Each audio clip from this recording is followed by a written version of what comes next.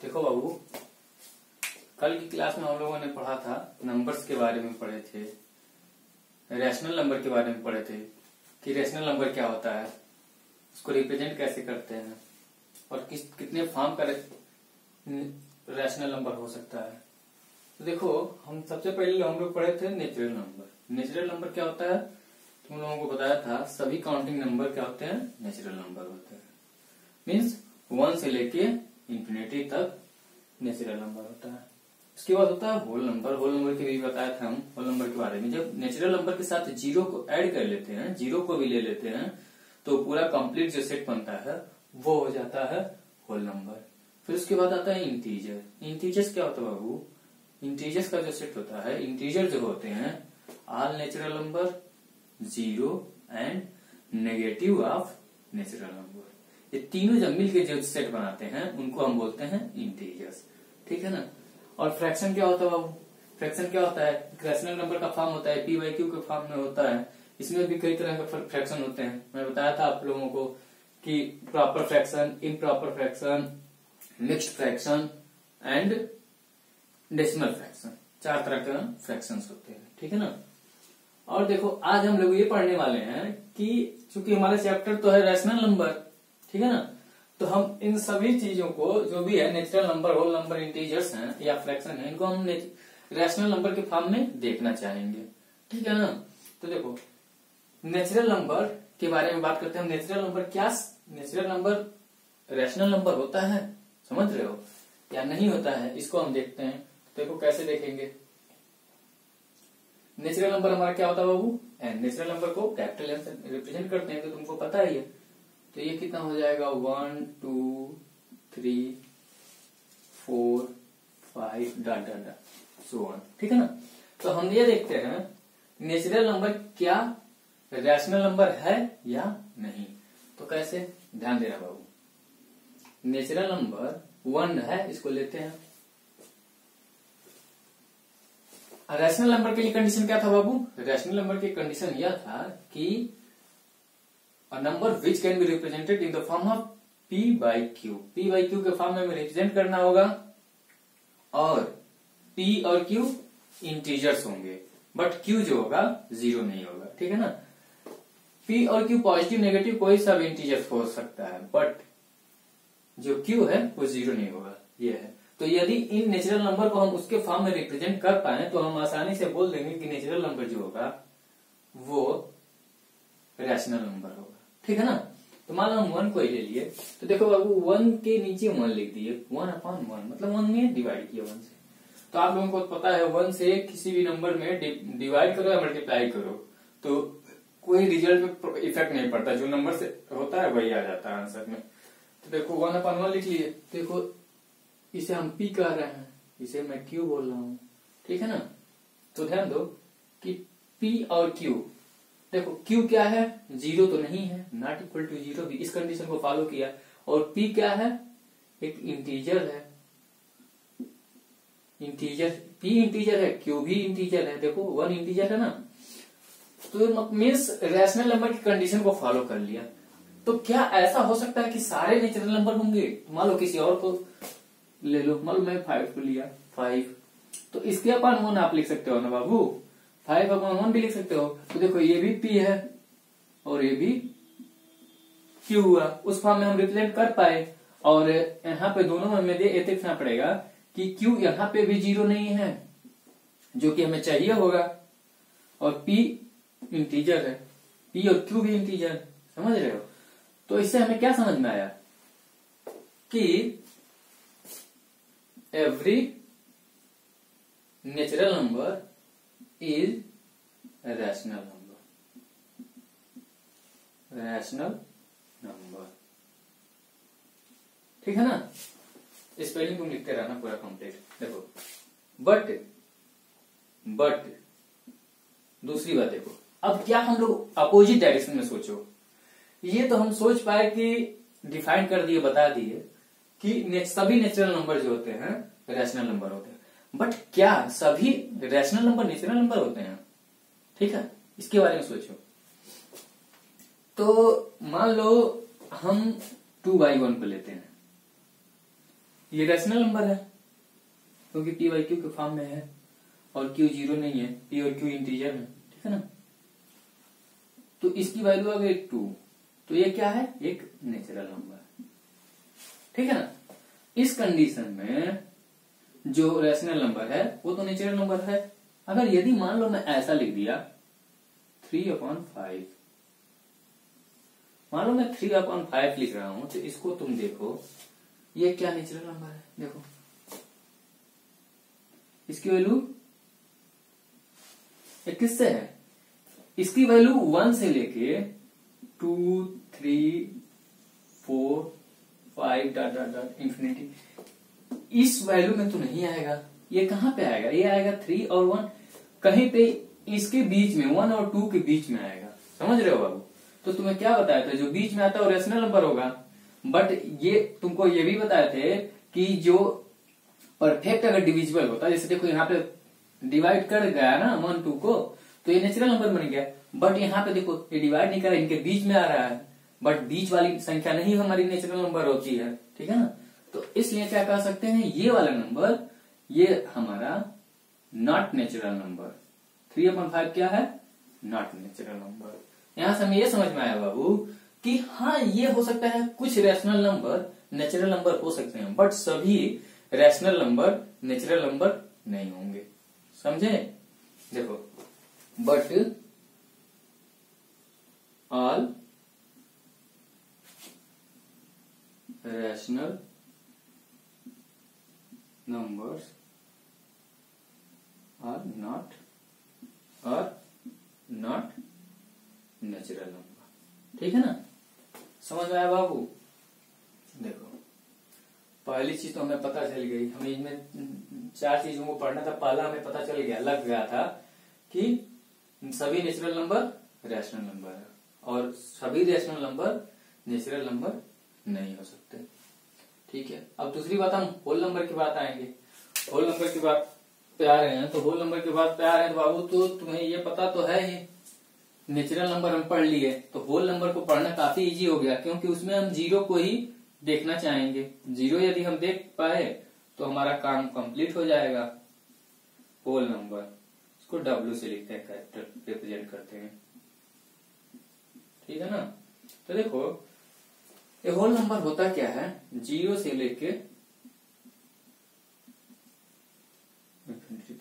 या दूसरे फॉर्म में भी यदि हम दिखाना चाहें तो इसको लिख सकते हो 0 और यहां से यहां तक इसको क्या लिख सकते हो, n लिख सकते हो, नेचुरल नंबर, ठीक है ना। ध्यान दो, तो यदि हम 0 पे एनालिसिस कर लेंगे तो हम बोल देंगे अपना स्टेटमेंट है या नहीं है। देखो क्या हम 0 को p बाई क्यू के फॉर्म में लिख सकते हैं, देखो 0 को हम क्या लिख सकते हैं, 0/1, और क्या था p, इसको यदि मैं p बोलूं और यदि मैं इसको q बोलूं, तो यहाँ पे हम लोग ये देख पा रहे हैं बाबू कि ये दोनों p बाई क्यू के फॉर्म में रिप्रेजेंट हो पाए। और क्या, p और q दोनों क्या हैं, p और q दोनों क्या हैं, ये दोनों बोथ क्या हैं, इंटीजर्स हैं। इंटीजर्स को कैपिटल Z लिखते हैं या कैपिटल I लिखते हैं, दोनों क्या हैं, इंटीजर हैं। और q क्या है, यहाँ पे q क्या है, q नॉट इक्वल टू 0 है, समझ रहे हो। इससे हमें क्या पता लगा बाबू, इससे हमें ये पता लग पाया कि इसको हम p बाई क्यू के फॉर्म, देखो p 0 हो सकता है बट q को 0 नहीं होना है, ठीक है ना। q नहीं 0 हम कर पाएंगे, q यदि हम लोग 0 कर दिए तो हमारा प्रॉब्लम हो जाएगा, तो हमारा रैशनल नंबर नहीं हो पाएगा। तो रैशनल नंबर क्या हो, कोई सा भी नंबर नहीं हो पाएगा, ठीक है ना, वो डिफाइंड ही नहीं है 0/0 फॉर्म, समझ रहे हो। 0 को बहुत से फॉर्म में लिख सकते हो, 0/5, 0/0 any non zero number, 0 any non zero represent करोगे तो उसकी वैल्यू 0 ही आती, तो ये भी p बाई क्यू का फॉर्म लिख सकते हैं, ठीक है ना। तो इससे हमें क्या पता चला बाबू, इससे हमें पता चला ये कि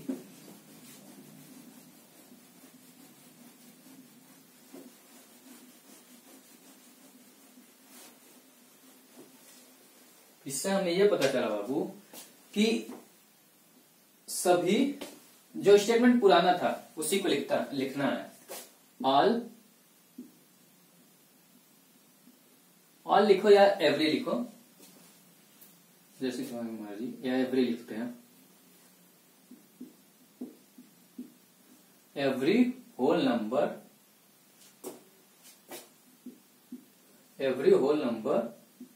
is a rational number। ठीक है ना। बट इसमें भी वही रिस्ट्रिक्शन है कि बट ऑल रैशनल नंबर को किस लिखते हैं, ऑल रैशनल नंबर, मैं नोटेशन को दिखा रहा हूं, तुम रैशनल नंबर लिखना।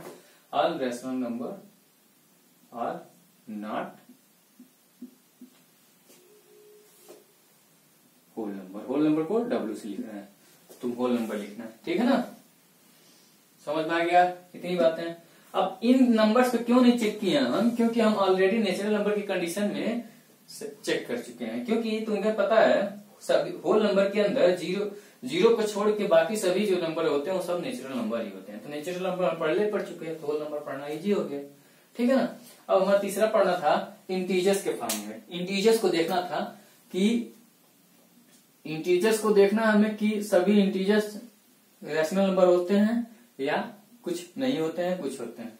तो देखो अब इतनी चीजें हम पढ़ ली हैं, तो अब हम पढ़ते हैं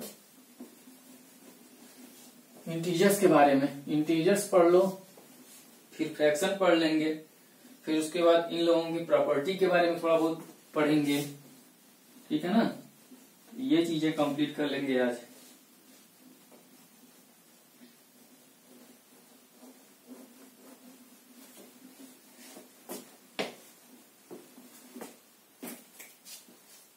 देखो इंटीजर्स कैपिटल आई और कैपिटल जेड।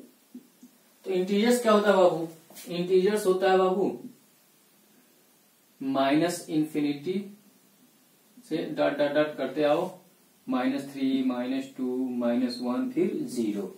फिर आगे क्या हो जाएगा बाबू, आगे हो जाएगा इधर 1 2 3 डॉट डॉट डॉट इंफिनिटी।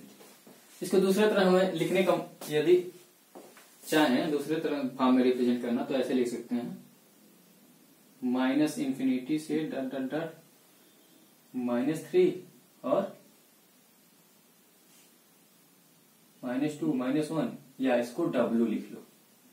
या दूसरे तरह और अलग फॉर्म मेरा मन किया लिखने का, तो मैं क्या लिख सकता हूं बाबू, ध्यान देना। मैं लिखूंगा इसको, मैं क्या लिख सकता हूं, नेगेटिव ऑफ नेचुरल नंबर। ठीक है ना। एंड इसमें एक चीज और क्या आएगा, या होल नंबर लिख लो दोनों से, या और मेरा मन किया तो मैं ऐसे लिख सकता हूं minus natural number. Whole number में क्या होता है, 0 को हटा दो बाकी फिर से नेचुरल नंबर। तो यही होता है, एक छोटा सा डेफिनेशन देना हो कि हमें इंटीजर्स क्या होते हैं, तो इस फॉर्म में हम लिख सकते हैं। ठीक है ना, negative of natural number 0 and natural number are integers. ठीक है ना, समझ में आया, समझ पाए। तो देखो यहां तक का सेट हमने पढ़ चुका है। हम पहले नेचुरल नंबर के बारे में पढ़े थे कि ये प्रूव कर पाया कि सभी नेचुरल नंबर जो होते हैं रैशनल नंबर होते हैं। फिर दूसरी कंडीशन में आए सभी होल नंबर रैशनल नंबर होते हैं। अब हम ये दिखा पाएंगे यदि कि सभी नेचुरल नंबर का नेगेटिव यदि रैशनल नंबर के फॉर्म में हो गया तो मैं इजिली बोल पाऊंगा कि ऑल इंटीजर्स आर रैशनल। ठीक है ना बाबू। देखो इतनी चीज को थोड़ा नोट करो, फिर मैं चेक करता हूँ। जैसे मान लो मेरा है, मैं कोई सा भी ऐसे एट रैंडम उठा लेता हूँ, -3 को लिया, तो क्या मैं इसको लिख पा रहा हूँ PYQ के फॉर्म में या नहीं। तो PYQ के फॉर्म में लिखना चाहें तो इसके नीचे भी आप इजिली 1 को डाल सकते हो। ठीक है ना, ताकि वैल्यू पे 1 से डिवाइड करने पे भी -3 ही रहेगा। ठीक है ना, वैल्यू में चेंज नहीं हुआ। मैं इस फॉर्म में लिख पाया PYQ के फॉर्म में, और यहाँ पे हमें इसको मैं P बोलता हूँ, इसको मैं Q बोलता हूँ। तो हम ये देख रहे हैं यहाँ पे P और Q दोनों बोथ आर इंटीजर्स। ठीक है ना, and Q not equal to 0, Q 0 भी नहीं है। तो ये हमारा कंप्लीटली पूरे कंडीशन को फॉलो कर रहा है जो हमारे रैशनल होने के लिए जरूरी होता है। जितनी कंडीशन जरूरी है रैशनल नंबर होने के लिए उसको ये कंप्लीटली फॉलो कर रहा है। ठीक है ना। यदि ऐसे मैं दूसरे negative of negative of natural number को लेता हूं। मान लो माइनस ने ले लिया, इसके अपन भी 1 लिखोगे, ले लो, तो इसके अपन 1 लोगे तो इसके वैल्यू पे चेंज नहीं ना आएगा, देखो -10 ही रहेगा। बट इसको भी यदि हम p बोलते हैं, इसको q बोलते हैं, तो क्या हो जाएगा बाबू, इसको p इसको q, तो हम क्या बोल देंगे, देखो यहाँ पे भी वही कंडीशन चेक करो, p और q इंटीजर्स हैं, q 0 नहीं है, तो क्या हो गया, ये रैशनल नंबर हो गया, ये रैशनल नंबर हो गया, रैशनल नंबर को q, ये रैशनल नंबर हो गया। इस तरह से किसी भी इंटीजर्स को आप सेलेक्ट करोगे तो उसे हम इजीली देख पा रहे हैं कि वो रैशनल नंबर के फॉर्म में रिप्रेजेंट हो पा रहा है। तो हम क्या लिखेंगे, वही अपने पुराने स्टेटमेंट पे आ रहे हैं फिर से, इसके लिए भी वही चीज बोल देंगे हम।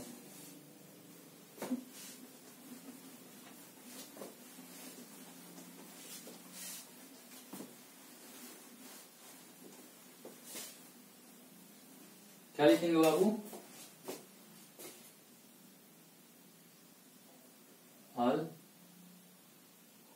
all integers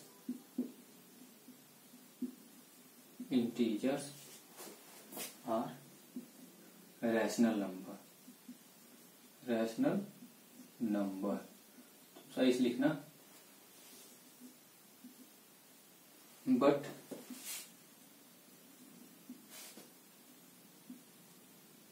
या एवरी भी लिख सकते हो, यहाँ पे भी every rational number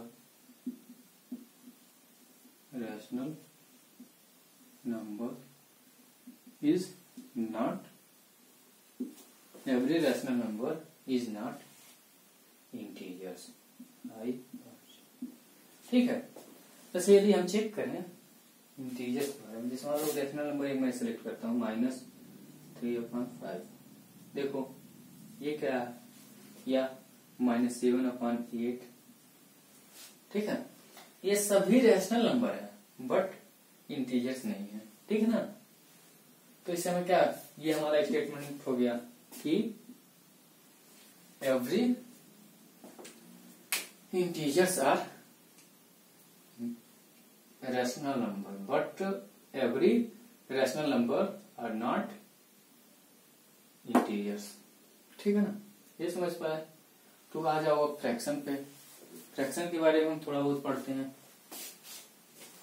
फ्रैक्शन के बारे में हमने पढ़ा था, तुम लोगों को बताया है ना।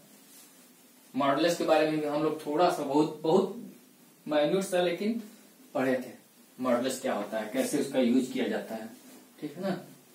अब आओ यहाँ पे देखो, हम फ्रैक्शंस पे आते हैं। फ्रैक्शंस क्या होता है बाबू, p/q के फॉर्म में लिखा जाता है उसको भी, ठीक है ना, तो p/q के फॉर्म में होता है, ठीक है ना। तो देखो फ्रैक्शन को यदि हम p/q के फॉर्म में ऑलरेडी लिखते ही हैं तो क्या हुआ, तो इजिली हमें पता हो गया कि ये सभी फ्रैक्शंस को हम रैशनल नंबर के फॉर्म में रिप्रेजेंट कर पाएंगे, बशर्ते कंडीशन ये होगी कि q जो होगा 0 नहीं होना चाहिए और p एंड q क्या होना चाहिए, इंटीजर्स होना चाहिए। ये तो रैशनल नंबर का ही कंडीशन है, ठीक है ना। तो इसमें कई फॉर्म में हम लिखते हैं। मान लो डेसिमल फ्रैक्शन के बारे में हम लोग थोड़ा सा देख लेते हैं। या देखो फ्रैक्शन कितने तरह का होता है बताया थे तुमको, proper fraction, improper fraction, mixed fraction and क्या था, डेसिमल। देखो ये प्रॉपर और इम्प्रॉपर, तो जैसे देखो प्रॉपर क्या हो गया, जब न्यूमरेटर मॉड में न्यूमरेटर की वैल्यू मॉड p और अपॉन मॉड q, तो मॉड p की वैल्यू छोटी होती है मॉड q से, तो होता है प्रॉपर फ्रैक्शन। जैसे कि मान लो 3/5, ठीक है। इसी का अपोजिट मतलब इसी का उल्टा मतलब ये हो गया कि जब मॉड p की वैल्यू बड़ी हो जाएगी, या इसको ऐसे भी लिख सकते हैं हम, कल लिखे थे आप लोगों के लिए कि मॉड पी अपन मॉड क्यू की वैल्यू यदि 1 से कम हो गई तो ये प्रॉपर हो गया, और यदि इसकी वैल्यू 1 से ज्यादा हो गई तो ये इम्प्रॉपर फ्रैक्शन हो गया। जैसे देखो -7/4, ठीक है ना। ऐसे तो -7 4 से छोटा है, बट मॉड लेने के बाद 7 बड़ा हो जाएगा, -7 बड़ा हो जाएगा, तो ठीक है, क्या हो जाएगा बाबू, तो ये क्या हो गया, इम्प्रॉपर फ्रैक्शन। अब मिक्स फ्रैक्शन की बात किया ना, तो मिक्स फ्रैक्शन को हम कैसे लिख सकते हैं। मिक्स फ्रैक्शन के बारे में हम बताए थे, क्या बताए थे कि मिक्स फ्रैक्शन को हमें सही करना तो क्या, जैसे कि 2, इसको दूसरे फॉर्म में हम रिप्रेजेंट कर पाए 2/2/5 मान ले लिए। इसी को यदि ये मिक्स फ्रैक्शन हो गया, इसी का इम्प्रॉपर फ्रैक्शन लिखना होता तो क्या, 5 × 10 + 2 12/5, ठीक है ना, समझ में आया। यदि इसको हमें मिक्स फ्रैक्शन में बदलना हुआ तो क्या करते, -7 को माइनस को बाहर कर लो या लिख लो 4 × 1 = 4, ठीक है, और ऐसे लिख सकते हो, समझ में आया। नहीं, नीचे 4 है बाबू, 4 का ध्यान रखना, ठीक है। यदि माइनस को अंदर लाना होगा तो दोनों तरफ लाना पड़ेगा, -1 -3/4, समझ में आ रहा है बाबू। तो ऐसे लिख देते हैं। फिर डेसिमल फ्रैक्शन को ही देख लो, तो ये तो देखो, ये तो p/q के फॉर्म में ऑलरेडी है, ये भी है, तो इजीली हम कर सकते हैं। लेकिन डेसिमल फ्रैक्शन की बात कर लें, जैसे मान लो हम लिख लिए 2.5, ठीक है ना बाबू। इसको हम कैसे रिप्रेजेंट करेंगे, यदि हमको p/q के फॉर्म में लिख लिए तो बोल देंगे, देखो 2/5 को क्या लिख सकते हो, हम इसे फ्रैक्शन दूसरे फॉर्म में, मैं यहाँ पे डेसिमल नहीं देखना चाहता, तो मैं इसे दूसरे फॉर्म में कैसे लिख सकता हूँ, क्या करते हैं, जहां डेसिमल होता है उसके नीचे 1 लिखते हैं, ठीक है। और डेसिमल के बाद जितने भी इंटीजर्स होते हैं, जितने भी उतने ही 0 नीचे लिखते हैं, और ऊपर में भी लिखते हैं उतने ज्यादा। मतलब न्यूमरेटर डिनोमिनेटर में इस कंडीशन में 10 से मल्टीप्लाई करना पड़ेगा। तो 10 से यदि हम मल्टीप्लाई कर रहे हैं तो क्या मिलेगा बाबू, तो हमें मिलेगा 25/10। तो देखो आप 25/10, ठीक है ना। इसको हम क्या बताए थे, इसकी बात हम लोगों को सिंपलेस्ट फॉर्म में कन्वर्ट करना पड़ता है। तो सिंपलेस्ट फॉर्म में जब हम कन्वर्ट करेंगे तो क्या करते हैं, मतलब इसको इस फॉर्म में आप कन्वर्ट कर पाओ कि उनके बीच में कोई भी कॉमन फैक्टर ना बचे, 1 को छोड़ के ना। तो देखो यहाँ पे दिख रहा 5 से इजिली हो जाएगा, 5 जा और 5 2 जा 10, ठीक है ना। तो ये हो गया बाबू। तो देखो ये हमारा p/q के फॉर्म में इजिली रिप्रेजेंट है, q 0 भी नहीं है और p और q इंटीजर्स भी हैं। तो हम क्या बोल देंगे कि every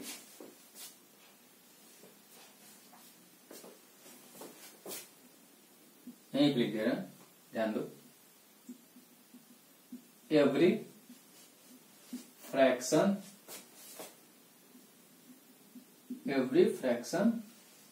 is a rational number, ठीक है ना। But vice versa is not true, means क्या, but every rational number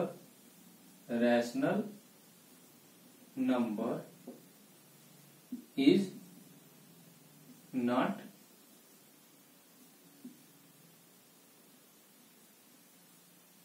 no. इस कंडीशन में हम लोग नहीं बोल पाएंगे, देखो बाबू, क्योंकि इस कंडीशन में यही चीजें सही है, समझ रहे हो। देखो कैसे हम लोगों को पता चला, कैसे मुझे पता चला कि ऐसा नहीं होगा, क्योंकि देखो 2/3 भी फ्रैक्शन है, 3/5 भी फ्रैक्शन है, बट ये रैशनल नंबर भी तो है, ठीक है ना। तो इस कंडीशन में क्या होता है कि सभी रैशनल नंबर, इस वाले कंडीशन में ऑल रैशनल नंबर फ्रैक्शन होते हैं, ठीक है, समझ में आ रहा है। ये चीज होता है, नहीं उसको नहीं बोलोगे अभी, जो रैशनल नंबर है इस चीज को अभी फिलहाल के लिए पता रखे रहो अपने दिमाग में, ठीक है ना, समझ रहे हो। रैशनल नंबर, जो रैशनल नंबर है उसे हम लोग ये सभी फ्रैक्शन, ये जानो कि सभी फ्रैक्शन क्या है, रैशनल नंबर है, ठीक है ना। तो यहां तक हम लोग पहुंच पाए, ठीक है ना। और देखो यहां तक हमने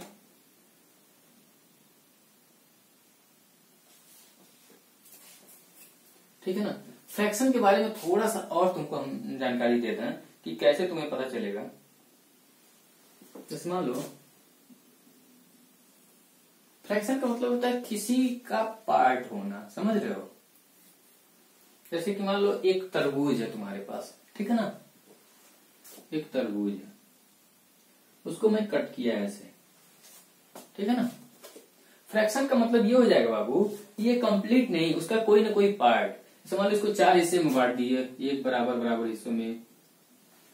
मान लो इसको हमें रिप्रेजेंट करना हुआ तो कैसे हम करेंगे, क्या करेंगे, जो पार्ट है जितना चाहिए एक अपन पूरे को नीचे पार्ट कर 1 2 3 4, मतलब 4 में से 1 हिस्सा इसको मिला, ठीक है ना, समझ में आया। उसी तरह से इसको अगर इन दोनों को लेना होता तो हम क्या करते, इन दोनों को लेना होगा तो हम ये कर पाएंगे 2/4, ठीक है ना। तो यहां तक बात हो गई हमारी। होल नंबर मीन्स मैंने जितने भी नंबर लिखा, fraction, natural number, whole number, integers, ये सभी के सभी रैशनल नंबर ही होते हैं, ठीक है ना। अभी इसके आगे हम आते हैं कि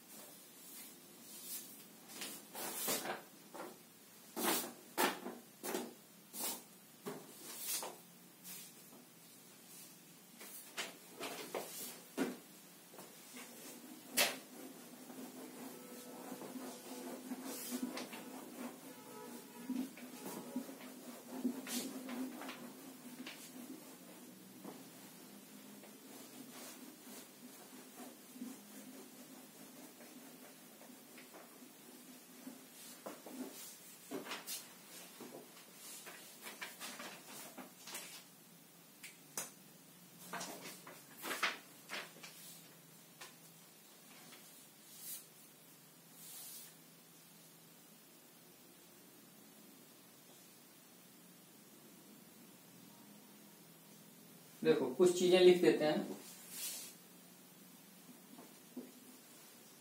प्रॉपर्टीज के बारे में हम थोड़ा बात कर लेते हैं, ठीक है ना बाबू।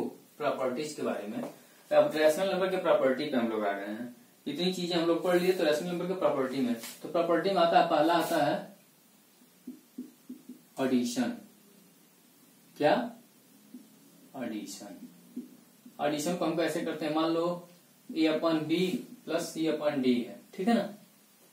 तो ऐड करना तो हम, एक मेथड होता है क्रॉस मल्टीप्लाई करके आप ऐड कर लो। Cross multiply means AD plus BC अपन नीचे को भी, इसका इसमें, इसका इसमें और इसका इसमें।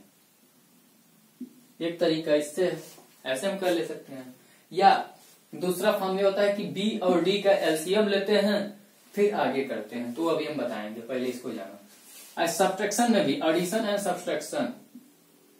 सब्ट्रैक्शन क्या हो जाएगा, सब्ट्रैक्शन में यदि मान लो यहाँ पे प्लस साइन था, प्लस लगा दिए, जैसे मान लो इसी को लिखे A/B माइनस होता C/D, तो मैं क्या करता AD माइनस BC/PD, ठीक है। अब देखो एडिशन सब्ट्रैक्शन समझ में आया। अब दूसरे पे आ जाओ, दूसरे पे आ जाओ, रैशनल नंबर का मल्टीप्लीकेशन। तो मल्टीप्लीकेशन में क्या करेंगे, मान लो A/B है इंटू C/D है, तो मल्टीप्लीकेशन की कंडीशन ये होता है बाबू कि न्यूमरेटर को न्यूमरेटर से, पहले वाले न्यूमरेटर को दूसरे के न्यूमरेटर से, दूसरे वाले, और डिनोमिनेटर को डिनोमिनेटर से मल्टीप्लाई कर जाते हैं, वही आंसर होता है, सोल्यूशन होता है। जैसे कि मान लो यहाँ क्या हो जाएगा AC/BD, ठीक है, ये हो गया हमारा। अब इसके बारे में हम एग्जाम्पल करेंगे। तीसरा देखो डिवीजन होता है। डिवीजन क्या होता है बाबू, डिवीजन में ऐसा होता है कि मान लो A/B डिवाइड बाई C/D दिया है ना, तो इसको हमें सॉल्व करने के लिए करना पड़ता है, पहले इसको दूसरे फॉर्म में चेंज करते हैं। डिवीजन को मल्टीप्लाई में चेंज करना चाहते हैं, डिवीजन जो का साइन है उसे मल्टीप्लीकेशन में चेंज करना चाहते हैं तो क्या करते हैं, पहले ए बाई बी को लिख लेते हैं, मल्टीप्लाई का साइन लगाते हैं और इसको रेसिप्रोकेट कर देते हैं। ठीक है ना, इसका क्या करते हैं, रेसिप्रोकेट कर सकते हैं। मतलब क्या होता है, जो डिनोमिनेटर इसके नीचे वाला उसको न्यूमरेटर में ला देते हैं। तो क्या आ जाएगा, डी अपॉन सी। तो इसका वैल्यू क्या आ जाएगा, एडी अपॉन बीसी। ठीक है ना, एडी अपन क्या आ जाएगा, बीसी। अब देखो इसके एग्जांपल्स के बारे में हम थोड़ा पढ़ें।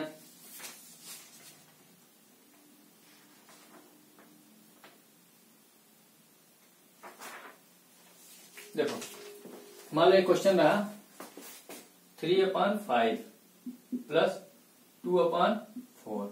ठीक है ना, तो इसको हम लोग क्या करते हैं, इसको हम ये करते हैं कि क्रॉस मल्टीप्लाई कर लेते हैं इस मेथड में। पहला मेथड अभी जो है इसको देखो, तो क्या करते हैं 3/4 प्लस 5/2/5/4। फिर क्या हो जाएगा, करो 4 3 12 प्लस 5 2 10, यानी कि 12 प्लस 10/20 मीन्स क्या हो जाएगा बाबू, ऊपर आ जाएगा 22/20। अब सिंपलेस्ट फॉर्म में कन्वर्ट करना है तो 2 से दिख रहा है हमें कॉमन फैक्टर, तो 11/10 कितना आ गया, 11/10 आ गया। ठीक है ना, और देखो ऐसे मान लो मल्टीप्लाई करना हुआ हमें, तो मल्टीप्लिकेशन में क्या था, एक का न्यूमरेटर, पहले का न्यूमरेटर देखो मल्टीप्लाई में कर रहा हूं, मान लो 5/7 है इंटू 3/2 है, मान लो ऐसे हमें करना हुआ। तो क्या करते, पहले वाले न्यूमरेटर को दूसरे वाले के न्यूमरेटर से मल्टीप्लाई करते, means 5/3 divide by, equal to का साइन यहां पे लिखना पड़ता है, 7/2। तो आपको क्या मिल जाएगा बाबू, करोगे तो 5 3 15/14। अब यदि मिक्स फ्रैक्शन के फॉर्म में कन्वर्ट करना चाहो तो क्या हो जाएगा, 1/1/14। ठीक है ना, समझ पाए मेरी बात को। तो यदि इतना तुम समझ पाए हो तो मैं आगे की चीजें तुम्हें बता सकता हूं।